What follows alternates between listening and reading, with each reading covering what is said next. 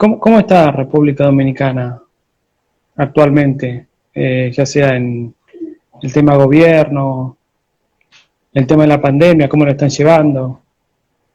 Sí, sí, realmente estamos superando el tema de la pandemia poco a poco.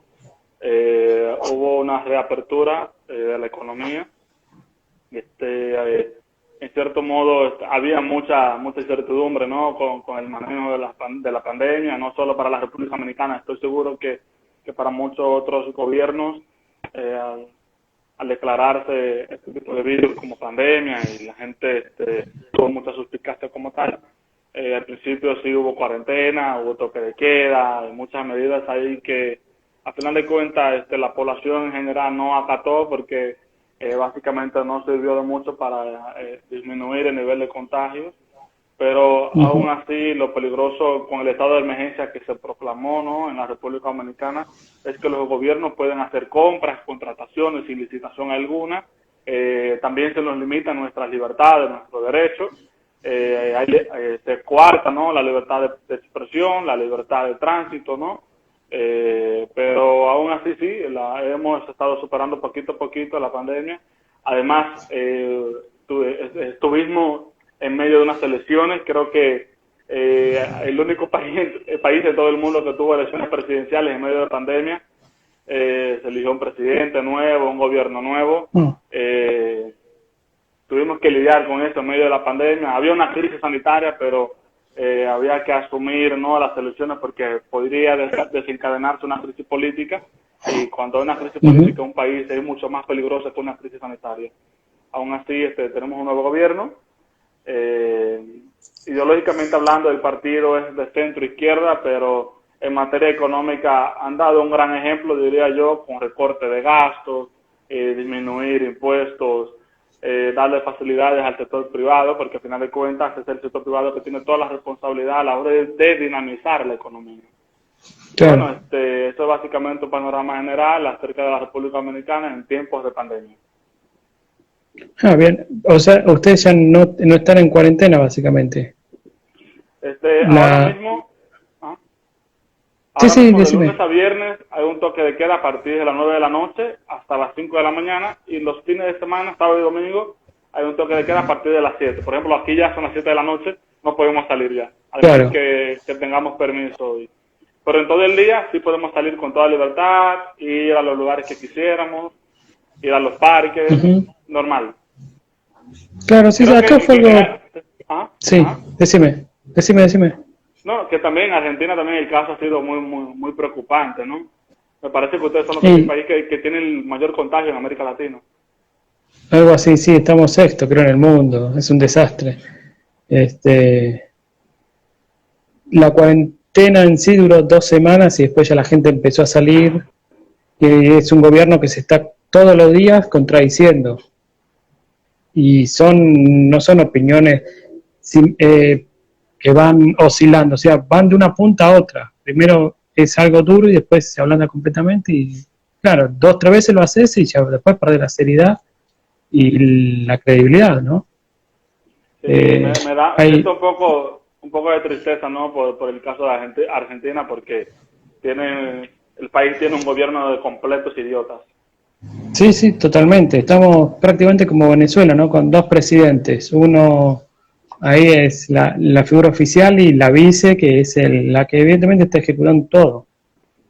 Porque sobre todo hay algo curioso en Cristina, que siempre ya sea en sus dos presidencias y ahora, cuando tuvo crisis, siempre se escondió o se iba del país.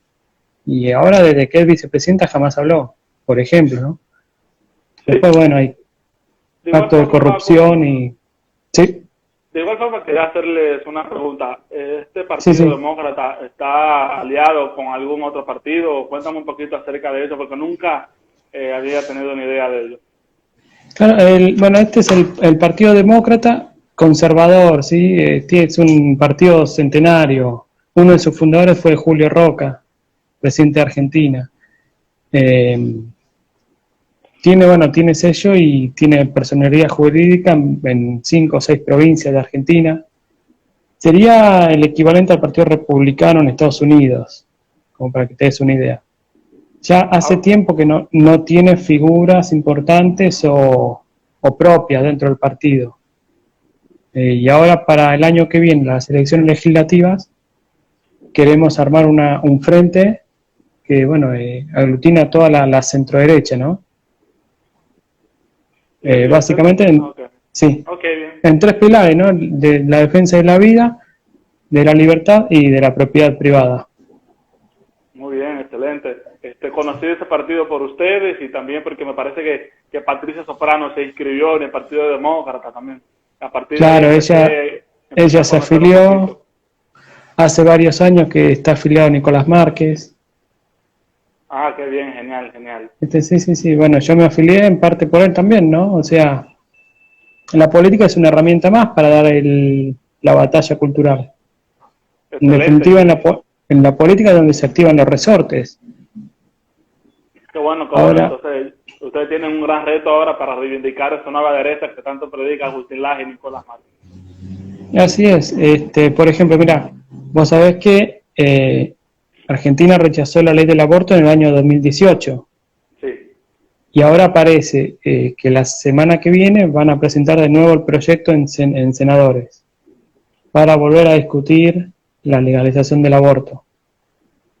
Ah, mira, con el tema del aborto, aquí en mi país es totalmente ilegal.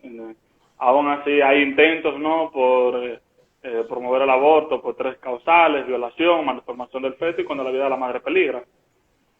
Claro, bueno, Este, acá sí, sí es parecido, ¿no? Es así, y no hoy en día es, se quiere promover un nuevo código penal despenalizando el aborto. Pero claro. entonces aquí básicamente nos estamos levantando un grupo de provida, gente provida, para protestar en contra de eso. Protestar no de manera consciente debido al Ujú. distanciamiento social y demás cosas. Pero estoy seguro que dentro del Congreso Nacional, al menos en el Senado, la mayoría son provida. En la Cámara de Diputados, ahí todavía diría yo que un 50 y 50. Aún así, estamos identificando cuáles son los diputados que se identifican con la causa provida, y hasta ahora me parece que son al menos 80 diputados que sí se identifican debidamente como diputados provida. Y eso básicamente es sumamente positivo. Por ejemplo, el partido que ganó ahora quizás tiene una posición a favor de las tres causales, pero de igual Ujú. forma el presidente de la República eligió a una vicepresidenta para que la acompañara en la boleta y está en contra del aborto. De igual forma su esposa está en contra del aborto.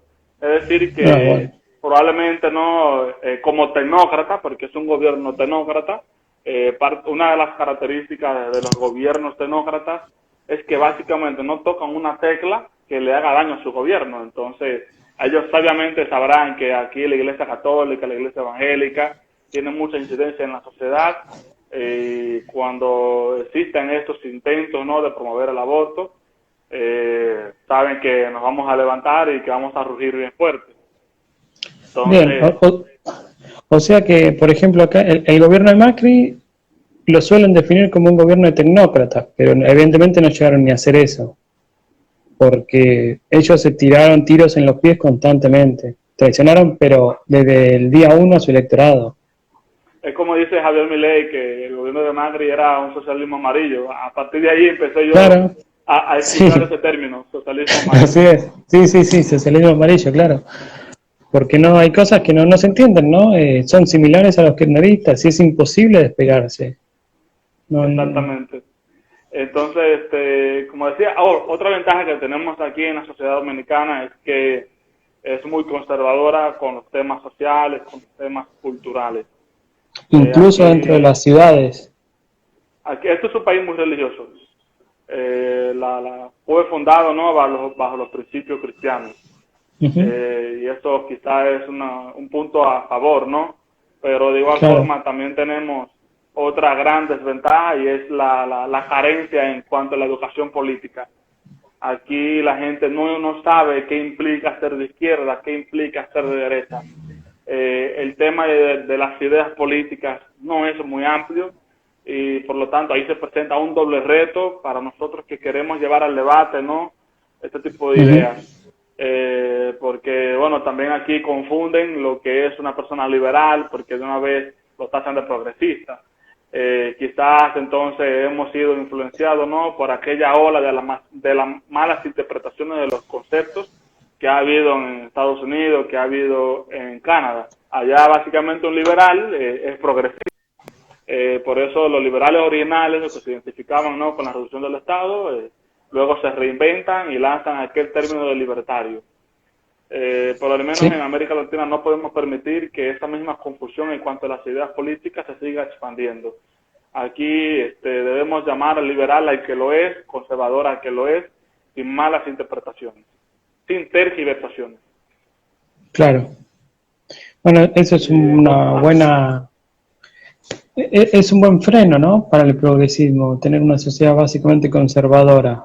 Porque, bueno, en Argentina también se fundó bajo la protección de la Iglesia Católica, en los valores cristianos, pero a la Iglesia Católica, al igual como a otras instituciones, la izquierda y el progresismo durante muchos años realizaron el entrismo. Y entonces se llenó de progres. Acá se los conoce como curas villeros, a los sacerdotes tercermundistas, por ejemplo, ¿no? Que son punteros políticos, pero de sotana. No sé, uno de esas ramas o esos productos, por ejemplo, puede ser, ¿no?, católicas por el derecho a decidir, que están en todo el mundo, pero de católico no tienen Y que es nada. fuertemente financiada por la IPPS. Claro, bueno, sí, sí, sí. Y bueno, son instituciones muy fuertes dentro de la institución de la iglesia, por ejemplo, y así han copado absolutamente todo, ¿no? De igual Eh, forma, aquí el tenemos ataque a un la fe caso, es uno. sí, que aquí tenemos un caso también con una ONG a favor del aborto que se llama Pro Familia. Curioso el nombre, ¿no? Pro Claro. Familia. Sí, sí, sí. Eh, Creo que en Colombia, ¿no? sí, O en también en Ecuador Colombia hay están con una. ese nombre. Sí, sí, las he Sí, escuchado, sí, sí, sí. y es Claro, una usan esos organización, nombres sí, tramposos, sí, porque juegan de mucho nuevo, con las palabras. y que la izquierda está propia de los términos. Sí, Por eso ahora la izquierda, cada discurso que elabora, utiliza mucho la palabra democracia, pueblo, soberanía, que el pueblo soberano, que el pueblo democrático. Entonces, cuando alguien se levanta con un discurso totalmente diferente, el gobierno entonces comienza a decir, ellos no están a favor del pueblo, no están a favor de la democracia, porque se encargan de instalar un chip en el subconsciente de los ciudadanos, que para que entiendan, ¿no?, que ellos representan el pueblo, que ellos son los soberanos, que ellos son los democráticos, pero con su política demuestran todo lo contrario. Pero con el caso de Profamilia, para aterrizar la ujú. idea, recibe un fuerte financiamiento por parte de la IPPF. Desde el año 2008 hasta el año 2016 ha recibido más de 400 millones de pesos dominicanos. Creo que en eso, en pesos argentinos, serían O 300 en dólares sería más fácil. 7.5 millones de dólares en la Claro, República Dominicana. Pero me parece que en cuanto al peso argentino sería como 350 millones, algo así. claro, sí, sí. Sí, igual, bueno, el Eh, peso argentino ya no no, tiene valor para ahora ni se nada. diga. No, Pero no, no es de igual referencia. forma, sí, de igual forma están creciendo como referente en la parte de educación sexual. Recuerdo, ¿no?, Ujú. que tenía como 13 años y en la escuela donde estudié fue por familia, ¿no?, a dar una supuesta educación sexual, y la única educación sexual que me dieron fue que me regalaron 2 preservativos. Tenía 13 años de edad, nunca había visto un preservativo en mi vida, y cuando veo esto me pregunto, ¿qué voy a hacer con esto? Esa fue la única educación sexual que recibí en la escuela pública, y fue por familia darla. Y Claro. el año pasado, siendo docente, ¿no?, de un centro educativo privado, recuerdo que también por familia envió 2 chicas a dar una charla de educación sexual. Ujú. Y tenía en ese salón estudiantes de 18, 17, 15, 13, 11 años. Y literal le dijeron a los niños, a los estudiantes, que para tener relaciones sexuales deben utilizar preservativos. A mí me parece mal porque tú no puedes hablar con el mismo lenguaje a estudiantes de 18, 13, 11 años. Claro. La mentalidad es totalmente distinta. Y paradójicamente dijeron al final que ellos tienen clínicas privadas donde dan asesoría en cuanto a la parte sexual, y dijeron literal que pueden ir a esas clínicas sin el consentimiento de sus padres, que ellos van a respetarnos esa decisión de hacerlo en secreto. Entonces, yo sé que este mismo caso se replica, ¿no?, en otros países de América Latina. Aquí, por lo menos, está ilegal el aborto, pero estoy seguro que si legalizan el aborto, entonces estaría por familia encabezando, ¿no?, las cifras en cuanto a los abortos realizados, porque si reciben financiamiento por parte de la IPPF, y la propia IPPF establece su página web de manera tan clara que un aborto durante el primer trimestre puede costar hasta $1.500, una píldora abortiva puede costar hasta $800, entonces no es un secreto para nadie que el aborto es un negocio. Entonces estaría por familia encabezando el negocio en la República Dominicana. Sí, totalmente. Vos sabés que como acá no salió la ley del aborto, entonces van por lo que ellos llaman protocolos, ILE, interrupción legal del embarazo, o sea, como que abren puertas para que cada provincia mande una especie de, es un protocolo, como una legislación que no tiene ningún tipo de valor porque solamente sería un protocolo, pero ellos lo usan como si fuera una ley provincial o algo similar. Y por ejemplo, las chicas de 13 años podrían abortar sin consentimiento de los padres. O sea, es decir, ellos siempre van a estar tratando de abrir puertas por donde pueden, ¿no? Si se les cierra una, te van a romper la pared para pasar. Lo mismo, ¿no? Como decís, que se meten en los colegios. También, bueno, el tema de la educación sexual, ellos no quieren, o sea, como hay cierta resistencia a llamar educación sexual, ellos buscan que sean que estén metidos no en una materia en específico, sino en varias, no en todas. En toda la materia, cosa que el alumno no las puede esquivar. O sea, que ese día, si hay educación sexual, que esté dentro de matemáticas, por ejemplo, de biología o de ciencias sociales, entonces el alumno no puede faltar, no puede esquivar esa clase, porque implica perder por ahí contenidos que sí son importantes. Así es, así. De igual forma, por ejemplo, aquí está por familia que también recibe fondos públicos anualmente por parte del Estado para la compra y regalar preservativos en las escuelas.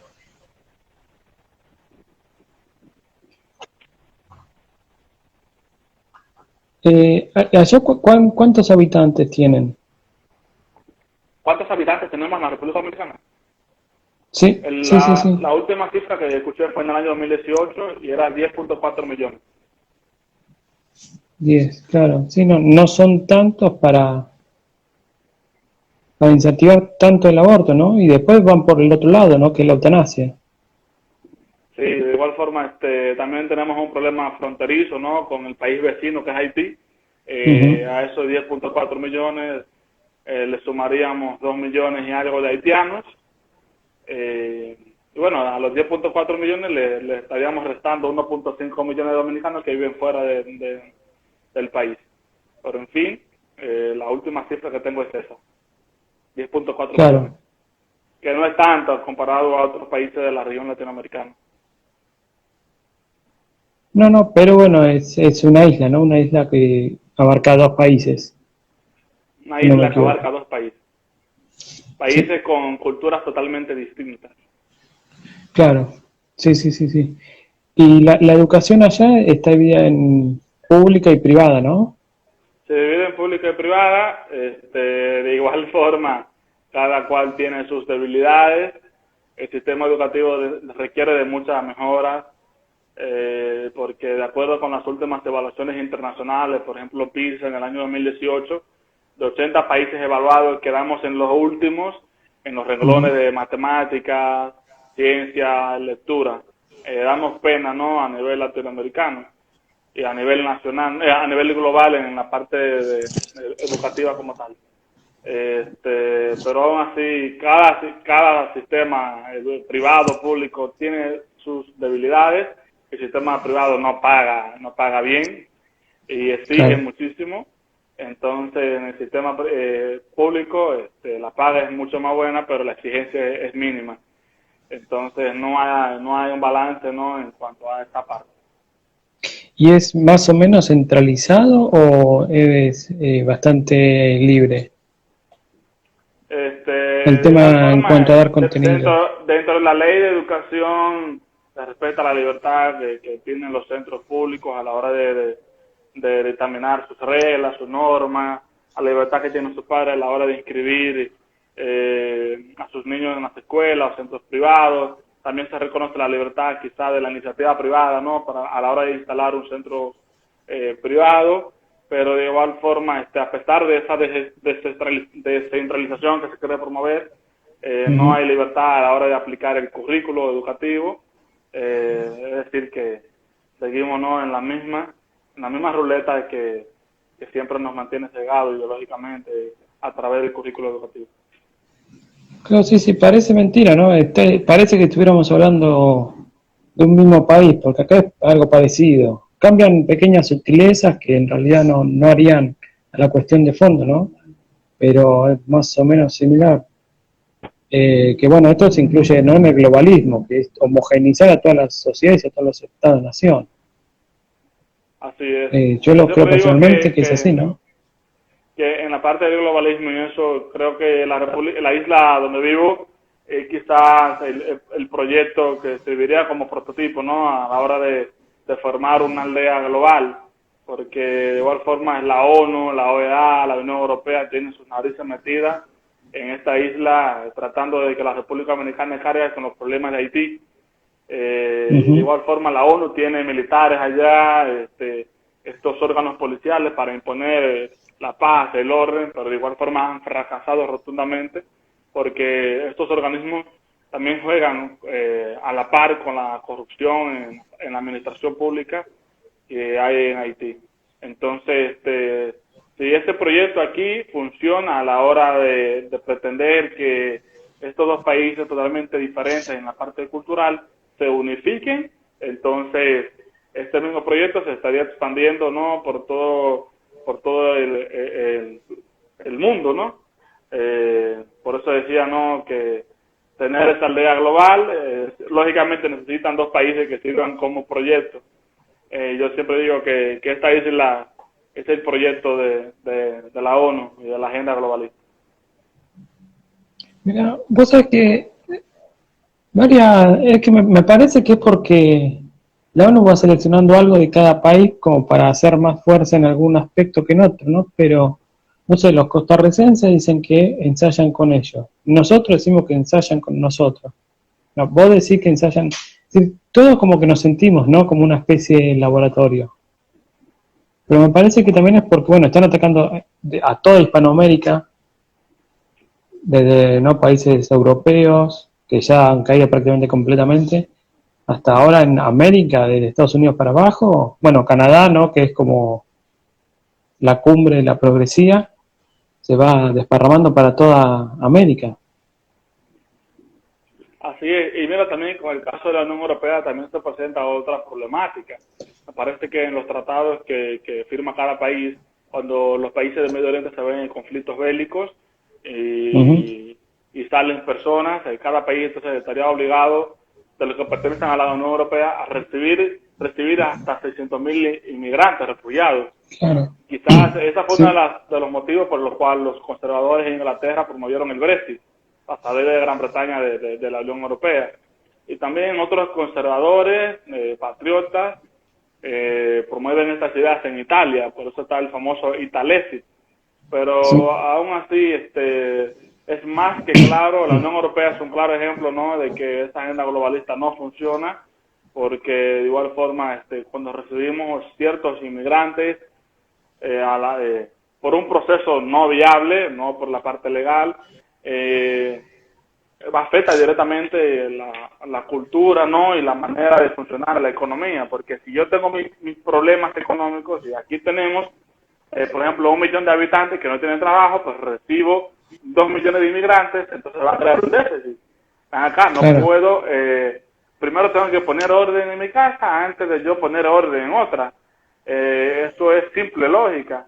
Entonces, ha sido una de las razones por la cual la Unión Europea se ve tan flaca, ¿no?, en los últimos años, y por eso muchos países, especialmente los de Europa del Este, se han levantado, ¿no?, promoviendo un discurso totalmente patriótico. Está el caso de países Austria, Hungría, Polonia, etcétera, etcétera.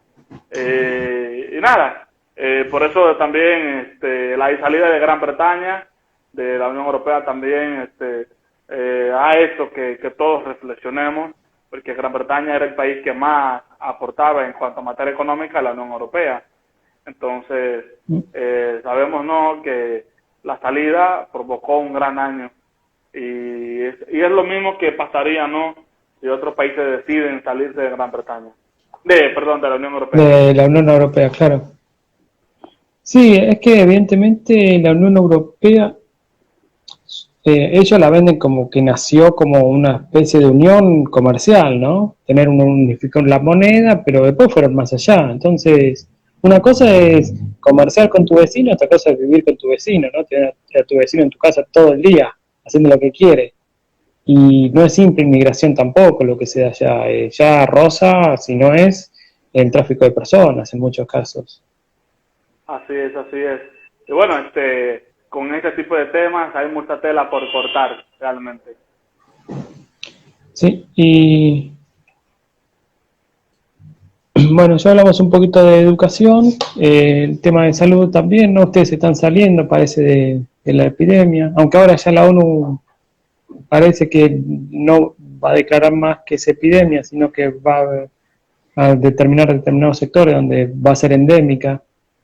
Cosas medias raras, ¿no? De esta, de esta gripe, de este virus chino. Porque hasta la OMS se contradice día a día. Así es.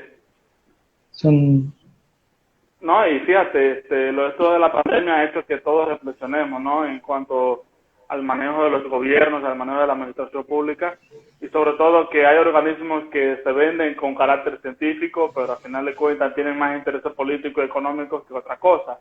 Hablo de la OMS, ¿no? Y cómo su mayor representante es manipulado, ¿no?, por el gobierno de China, y que evidentemente fue China que lo puso. claro. Yo digo, no, o sigo el pensamiento de César Vidal, el gran filósofo español, y sus reflexiones sobre el tema de la pandemia, crisis global y esto, y él decía, no, que esto de la pandemia es el nuevo 11 de septiembre para Estados Unidos, porque evidentemente el país más afectado ha sido Estados Unidos en cuanto a nivel de contagio y ese tipo de cosas. Pero a final de cuentas también hay un control que se quiere implementar, ¿no?, a través de la OMS, la agenda de la ONU y esto, y la promoción, ¿no?, de la cuarentena, porque de igual forma la OMS sugirió, ¿no?, que cada país tenga su especie de confinamiento, y hoy en día demuestra todo lo contrario. De igual forma promovían algún tipo de cosas con el uso de mascarillas, que el virus andaba por el aire, luego se dice que no, y en fin ha habido un mal manejo, ¿no?, malas sugerencias que provocan un mal manejo de los gobiernos en cuanto a esto de la crisis sanitaria. A final de cuentas no podemos mejorar la salud de un pueblo dañando la economía por evidencia empírica, cuando nos obviamos la parte económica por querer salvar un país en cuanto a términos de salud. Entonces básicamente estaríamos dañando las dos cosas. Es que esa también, bueno, al menos acá no fue completamente mentira porque me hablan de salud, pero los hospitales se cerraron. No se trató absolutamente nada más que emergencias y se cortaron tratamientos. Los dentistas recién ahora empiezan a trabajar y hacen cosas muy puntuales, por ejemplo, no hacen extracciones u otras enfermedades que necesitan tratamiento como diabetes y eso, la gente no puede ir al hospital. ¿Allá ocurrió lo mismo? No, aquí con el término de los manejos en cuanto a los hospitales públicos, sí te puedo decir que quizás la mayor dificultad se ha presentado quizás con el manejo del tema del COVID-19. De igual forma, aquí el sistema sanitario es totalmente paupérrimo. Hay muchos que quizás no tienen la capacidad de acceder a los servicios, no solo los privados, sino también los públicos, porque hay mucha carencia. De igual forma, los fondos que se destinan al servicio público también es muy limitado.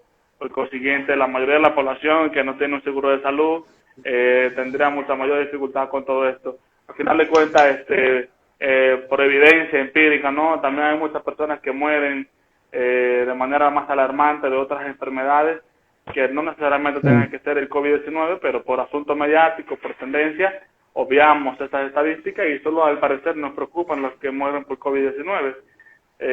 Al menos en este país mueren más personas por SIDA cada mes que personas que mueren por COVID-19.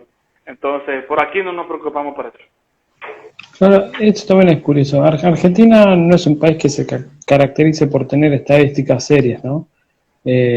O no están bien tomadas las muestras, o son tendenciosas, o directamente no las hay.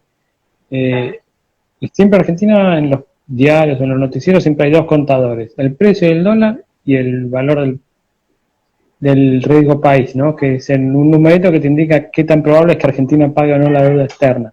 Está arriba de 1000 y pico, no sé cuánto está. Pero todos los días es esos dos números. El dólar, bueno, el dólar con sus distintos precios, pues tenemos como 15 precios más o menos, de riesgo país. Y ahora, desde hace 7 meses, es la cantidad de muertos y de contagiados. O sea, se sumaron 4 estadísticas más. Pero no te dicen otro tipo de números. ¿Cuánta gente muere de gripe común? ¿Cuánta de cáncer? ¿Cuánta de sida? ¿Y cuánto va a haber de depresión, no? O suicidios. Eso no lo van a decir. Sí, y una gran problemática que se presenta con todo esto es dejar que solo los gobiernos nos arrojen las cifras, porque Claro. los gobiernos arrojan las cifras que a ellos les convenga. Totalmente. Y eso es una forma mucho más fácil para ellos de manipular. Manipular, ese es el objetivo. Claro, este año tendría que haberse realizado un censo y no se lo hizo. Pasan casa por casa, bueno, hacen alguna serie de preguntas y se suspendió. Y yo no creo que el año que viene lo hagan tampoco. Están aprovechándose mucho. Hablas del censo de población. Claro, el censo de población, sí, sí, sí. Aquí el Sí, último que se realizó fue en el año 2010. 2010, hace bastante ya. Ya tendrían que estar haciéndose, ¿no? Deberían, ¿no? Pero yo creo que se deberían hacerse cada 5 años, pero aquí a veces se toma hasta 15 años, 10 años para hacer un censo de población. ¿Y cómo crees que no nos podemos defender de todos estos ataques globalistas? Porque en definitiva es eso, ¿no? Es la OMS y la ONU corrompiendo los cimientos, ¿no? De los Estados-nación. Sí, yo creo que hay que seguir de cerca las sugerencias, repito, ¿no? Del doctor César Vidal, porque él habla de que el mundo ha cambiado y de que hoy en día la lucha se ha convertido entre globalistas y patriotas. Ya no hablamos de izquierda versus derecha, porque él dice que eso quedó ya con el término de la Guerra Fría, quedó en el pasado. Con el muro de Berlín cayó, ya no se podría hablar de izquierda versus derecha. Por lo tanto, él habla de globalistas versus patriotistas. Patriotas, perdón. Patriotas, sí, sí. Yo de igual forma me considero patriota, no nacionalista. Claro, sí, entiendo. ¿Por qué razón? Porque el patriota, según César Vidal, ama a su país, pero sin odiar al otro. El nacionalista ama a su país, promoviendo el odio hacia otro país. Y eso hay que ponerlo bien claro, ¿no? Y esto fue una de las razones por las cuales se desencadenó la Segunda Guerra Mundial. Hitler, ¿no? Con su odio hacia el pueblo judío, hacia otra nación. De igual forma, ya se quedó en el pasado y hay que superarlo, muy bien. Entonces, el globalista busca mantener una aldea global. Agustín Laje también tiene un escrito muy interesante donde habla acerca de la pandemia y la etimología de la palabra pandemia. Básicamente, pandemia significaría mantener un pueblo reunido. Quizás otro proyecto globalista es mantener un control ideológico, un control de población mediante pandemia. Entonces, de igual forma, el proyecto globalista busca eliminar las fronteras. Recordemos, ¿no?, que la mayor frontera que pueden existir entre dos naciones no es un muro fronterizo, no es una frontera física, es la cultura. La cultura es la mayor frontera que pueden existir entre dos naciones. Ahora bien, el muro fronterizo también sirve, ¿no?, como un control no 100% efectivo, pero sí aporta ayuda a la hora de limitar la entrada de otros migrantes hacia un país X. Pero aún así, el patriota de igual forma busca, ¿no?, defender lo que sí funciona en la sociedad. Y lo que funciona por evidencia, por experiencia, es la vida, la defensa de la vida, la defensa de la familia, la propiedad, la libertad. Esos 4 elementos siempre han funcionado, no porque lo diga la iglesia, no porque lo diga la Biblia, sino porque de igual forma sirven como orden. Ha funcionado de manera lógica durante toda la humanidad. Entonces, de igual forma, el conservador, que no es una ideología, es una actitud de vida, el conservadurismo no es una actitud de vida, precisamente busca conservar esos valores que sirven, ¿no?, como motor para el funcionamiento de la sociedad. De igual forma, el patriota, ¿no?, se le presenta este reto a la hora de defender estas ideas. Entonces, estaríamos, ¿no?, viendo cómo la izquierda ahora en día se reinventa mediante el globalismo. Recordemos, ¿no?, que el globalismo es un resultado de la globalización como tal. La globalización, si estudiamos por concepto y los avances que ha logrado, no es mala, porque bueno, con el término, ¿no?, de la Guerra Fría, la disolución de la Unión Soviética, vemos cómo las tecnologías en el mundo quedan a disposición de la sociedad, de la humanidad, y a partir de ahí comienza el mundo a interconectarse tecnológica y económicamente hablando. Así da inicio, ¿no?, a lo que conocemos como globalización. Pero no, la globalización es un proceso que es beneficioso para cada país. Ahora, el globalismo como producto de globalización, ahí sí debemos preocuparnos. Y es lo que digo, la izquierda hoy en día se reinventa mediante el globalismo. Por eso César Vidal siempre habla bien claro, ¿no?, de la lucha que debemos dar los patriotas, los conservadores, frente a los globalistas. De igual forma, no veo que grandes referentes de tu país se unen, Nico y Horacio, grandes referentes para mí y que siempre están presentes ya, sí. Son 2 grandes. Son 2 grandes, realmente. Sí, un lujo que nos estamos dando, viste, que nos estén escuchando. Qué chulo. Sí, es interesante, ¿no?, lo que decís, porque la izquierda se destaca, ¿no?, más allá de sus internas, siempre está unida. En la derecha clásica, o hace algunos años atrás, no muchos, no hay cierta organicidad en la derecha, ¿no?, ya sea países dentro de un país o internacionalmente. Siempre están divididas, perdiendo votos. Sí, y mira, también quisiera hacer una... ¿Perdón? Sí. Sí, o dividiéndose por discusiones que son totalmente secundarias. Sí, y mira otra cosa, quisiera no hacer una breve reflexión acerca de la izquierda en América Latina, aprovechando el escenario. Mira, con el término de la Unión Soviética, hoy en día vemos cómo nace este grupo de izquierda de América Latina, hablo del Foro de Sao Paulo. Sí. Y el Foro de Sao Paulo también juega a la par con esta agenda globalista. Por ejemplo, ahora, hoy en día, engloba en sí mismo una izquierda latinoamericana. Pero si tú te fijas cuáles son los referentes de esa izquierda latinoamericana, y te irás a Salvador Allende, te irás a Fidel Castro, te irás al Che Guevara. Y que en cierta forma esos referentes de la izquierda latinoamericana odiaban a los homosexuales, no creían en el aborto. De igual forma está el caso de Che Guevara, como odiaba a los negros y los mandaba a un campo de concentración de trabajo forzoso en Cuba. Pero hoy en día vemos cómo esta izquierda, a través del Foro de Sao Paulo, se reinventa, elabora un nuevo discurso. Agustín Laje habla perfectamente acerca de esa nueva izquierda, Nicolás Márquez también. Pero aún así vemos el caso del Foro de Sao Paulo. El Foro de Sao Paulo es una copia barata de la fracasada Unión Soviética. ¿Y por qué digo que la Unión Soviética es un proyecto fracasado? Precisamente porque ya no existe en el día de hoy. Si funciona, entonces existiera. Y no, recientemente le hice un video ahí a mi canal de YouTube explicando, ¿no?, el legado del Foro de Sao Paulo, que para mí solo son 3: muerte, hambre y pobreza. Y hoy en día vemos cómo los líderes latinoamericanos, que ahora ya no se identifican con el Foro de Sao Paulo, ahora inventan otro nuevo grupo, el Grupo de Puebla. Y aún así, en América Latina también se presenta, ¿no?, una gran problemática, un desafío, un reto para las personas que nos identificamos con la derecha, políticamente hablando. Yo recomiendo, ¿no?, un escrito que publicó Acercarse de la fatal ignorancia, donde habla de la anorexia cultural que afecta especialmente a la derecha como tal, porque también debemos autocriticarnos. Los gobiernos de derecha, cuando llegan al poder, en vez de dar el ejemplo, también cometen muchos cometen cosas negativas mediante la administración pública, se olvidan de la parte cultural. Por eso la izquierda nos lleva ventajas, probablemente nos llevan 5 décadas de ventaja, porque cuando llegan a los gobiernos especialmente se enfocan en la parte cultural y utilizan todos los recursos, sea públicos, sea privados, para promover sus intereses ideológicos. Sí. A diferencia de la derecha parece que tan pronto llega al poder quizás ha conquistado todo y parece que se siente suficiente con ese tipo de cosas.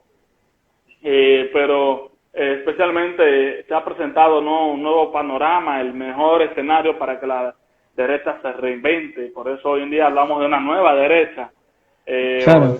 Debemos reinventarnos, debemos reflexionar sobre nuestro pasado.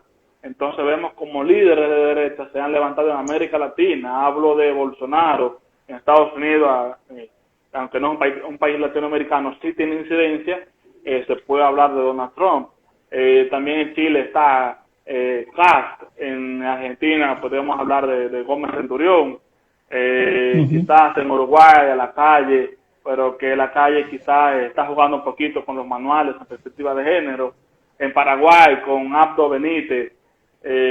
Duque le pasa lo mismo que Piñera. En Chile están doblegados, ¿no?, ante la izquierda. En Chile especialmente vemos cómo la izquierda hoy en día le exige políticas sociales a un presidente de derecha, pero que no le exigieron eso mismo a su presidente de izquierda, que es Michelle Bachelet. El Salvador, en Bukele, no podemos decir que es un presidente políticamente de derecha, porque en cuanto a las medidas económicas muestra ser muy populista y quizás endeudar el país de esa forma no es una característica de los gobiernos de derecha. Aún así, esa nueva derecha que queremos promover en América Latina debe no elaborar un discurso a favor de lo que le dije anteriormente: defensa de la vida, defensa de la familia, la propiedad privada, la libertad. Lógicamente, estas serían no las 4 patas de una mesa perfecta para para cumplir, ¿no?, con este desafío que siempre ha tenido América Latina desde el principio del siglo XIX, cuando empezaron a independizarse todos esos países. Tenemos una responsabilidad histórica.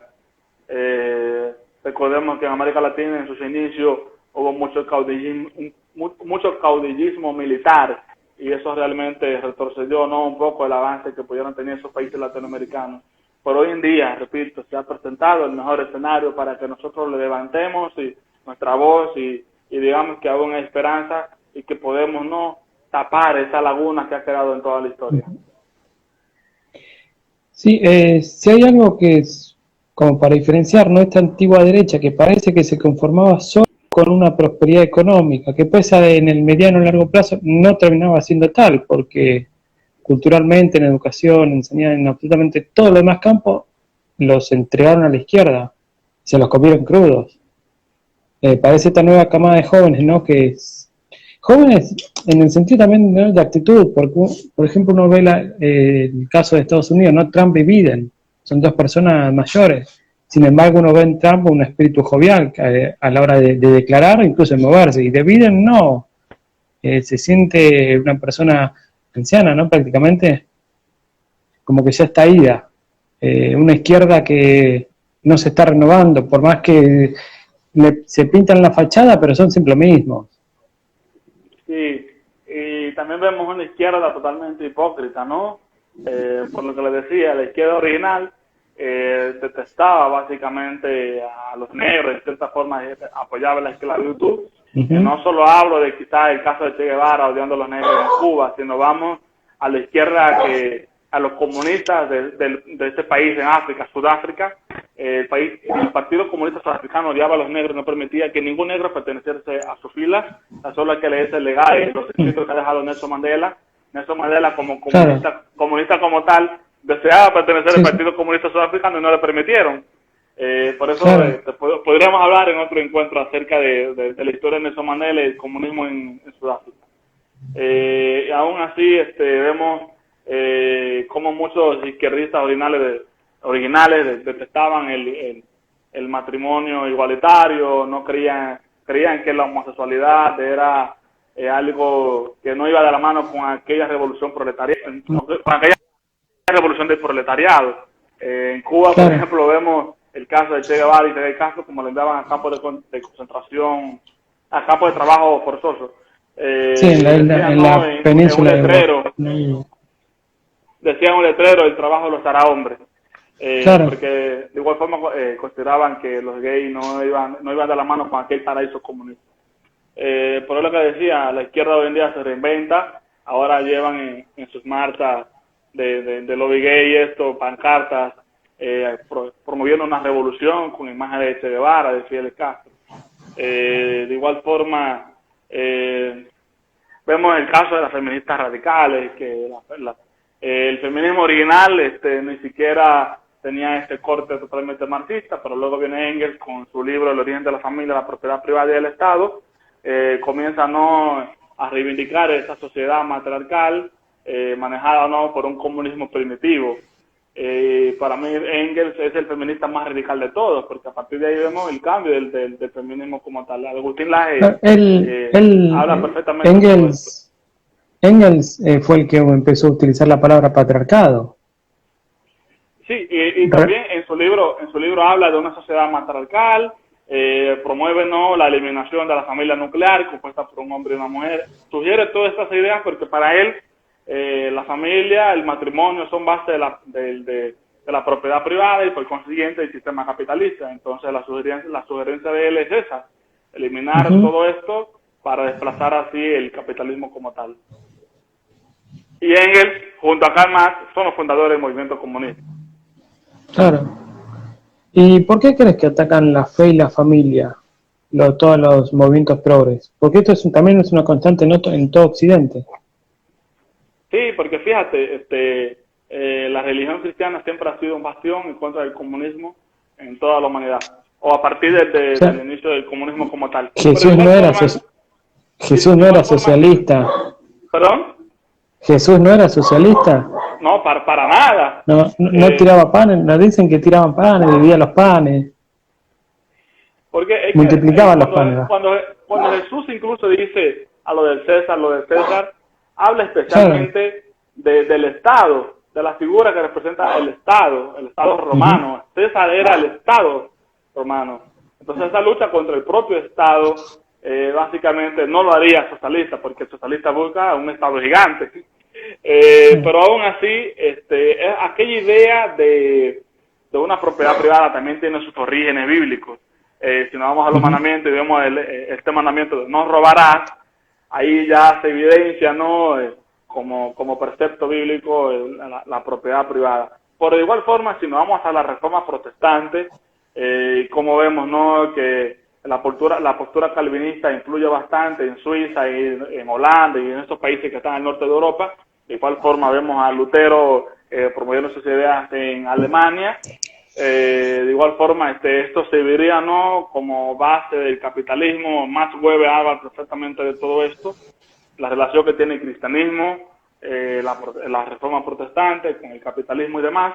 Pero de igual forma yo no soy católico, pero aún así reconozco los aportes que han hecho la Iglesia Católica Romana a la hora de defensa de la defensa de la familia, la vida, la propiedad privada. Yo siempre resalto aquel principio de subsidiariedad, una doctrina social desarrollada por la Iglesia Católica, donde básicamente protege las sociedades intermedias como la familia, la iglesia, el sector privado, en contra del Estado. Básicamente aquel principio establece que si hay sociedades intermedias que funcionan en cuanto a su objetivo, entonces el Estado no debería meterse. Entonces, esto básicamente le duele muchísimo a la izquierda política como tal. Y aún así, yo diría que esos ataques a la iglesia como tal comenzarían a partir de la fundación del comunismo como tal, porque la iglesia realmente promueve la idea de una familia, la idea de un matrimonio, la idea de una sociedad bien ordenada, pero estos izquierdistas, especialmente después de Engels, Marx y demás, promueven la idea de la destrucción de una familia como tal. Entonces, por simple lógica, atacarían directamente a la iglesia. Y aún así, dentro de la iglesia universal, también se presentan otros lobos feroces, indeseables, que pretenden dañar la imagen de la iglesia, y otros sacerdotes han promovido esta teología de la liberación, por ejemplo, pero especialmente sí, con Horacio Justo también tengo un live donde hemos hablado acerca de la familia y la izquierda y donde tocamos el tema de la iglesia y la fe y eso. Bien, sí, realmente, o sea, ya las antiguas divisiones, ¿no? Del cristianismo, catolicismo, etcétera, están en un segundo plano. Hoy somos uno, ¿no? Es importante esto, porque ellos son uno, y es un monstruo muy poderoso, es un pulpo con muchos tentáculos, y están en todos lados. Así es, así es. Y bueno, hoy en día la iglesia debe permanecer más que unida, porque a final de cuentas tenemos un enemigo en común, coincidimos en muchas cosas, defensa de la vida, la familia, propiedad y demás elementos, a pesar de esta diferencia en cuanto a la doctrina. Pero la iglesia debe permanecer unida como tal, los cristianos evangélicos, los católicos romanos. Y esa unión que Sí. hay entre nosotros debe permanecer si realmente queremos ganar esta batalla cultural. ¿Y sos optimista de cara al futuro? Yo sí, creo que podríamos, ¿no? Seguir dando la batalla cultural, ganarla en cierta manera. La estamos perdiendo, es evidente. Pero aún así tampoco tengo esperanza en los políticos, en la gente. Mi esperanza está puesta en alguien que está allá arriba. Yo sí creo que tengo el compromiso, la responsabilidad de promover mis ideas por mi futura familia. No quiero que vayan a vivir en un mundo donde se les vaya a educar de esta forma. De igual forma, no quiero que el Estado sea el responsable de educar a mis hijos, porque soy yo que tengo la responsabilidad de educarlos. En las escuelas se debe enseñar, no educar. Hay una gran diferencia en cuanto a esta parte. Pero Mira, te interrumpo un segundito, sí. ¿no? Vos acabaste de decir que no querés un mundo, o sea, no estás hablando de República Dominicana, porque de última, ¿no? O sea, si República Dominicana cae, te podrías mudar de país, ¿no? Pero el problema es otro acá. Inconscientemente me parece que se te escapó eso, ¿no? O sea, el problema es global, no tenemos a dónde Sí, ir. el problema es global, porque es que lo que afecta a tu país afecta a otro. Hay un encadenamiento en esta parte. Claro. Porque hoy en día en América Latina estamos luchando contra el movimiento feminista y especialmente el movimiento feminista no se originó acá. ¿No? De igual forma, hay otros organismos que están financiando fuertemente a otros grupos de América Latina. No todo ahí iniciado acá. Quizá estas ideas empezaron en Europa y luego se van expandiendo, ¿no? Hacia otra parte del mundo. Por eso me preocupo, ¿no? Por lo que pasa en el mundo, porque a pesar de que en la República Dominicana no sufre lo que vive Argentina, pero de igual forma aquí puede llegar tarde o temprano lo que sucede allá. Es que el movimiento feminista no está tan marcado, el colectivo pro aborto, el colectivo LGBT todavía no está a ese límite como está en tu país, pero aún así están de manera silente y pueden crecer poquito a poquito. Es que sí, seguramente, ¿no? Porque esto es un efecto dominó. Se va contagiando. De hecho, ellos, sus militantes los llevan de país a país. Eso no hay problema. Cuando hayan falta... Y de igual forma van identificando personas así por países para destinar apoyo monetario. Claro, sí. Bueno, creo que no debe estar quedando mucho tiempo, Juan. ¿Querés cerrar con alguna idea más?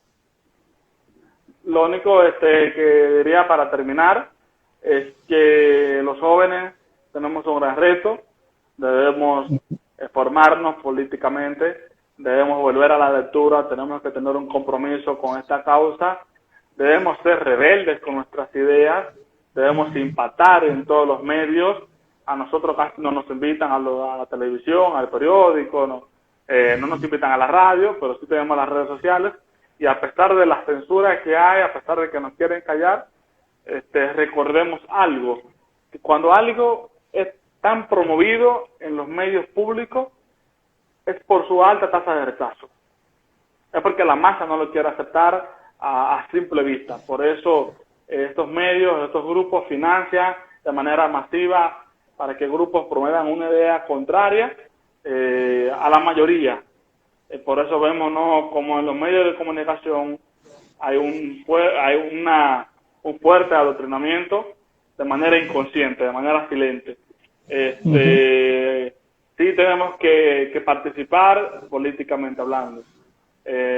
No quizás sea en la parte, pues, como candidato político, porque al final de cuentas la política es muy amplia, ¿no? Se puede hacer política desde un centro educativo, desde un servicio en un hospital, porque al final de cuentas política es servicio. Aún así, con nuestros valores, con nuestros principios, podemos cambiar muchas cosas en el mundo. Y finalmente, quiero decir una frase de uno de mis maestros, de mis maestros 30 segundos, de teología, perdón. 20 segundos. Sí, 20 segundos. Una frase de mi maestro de teología. No podemos politizar el cristianismo, pero sí podemos cristianizar la política con nuestros valores y con nuestros principios. Y muchas gracias. Buenísimo, Juan. Un gusto haber charlado con vos. Un abrazo grande y nos vemos. Bye. Gracias.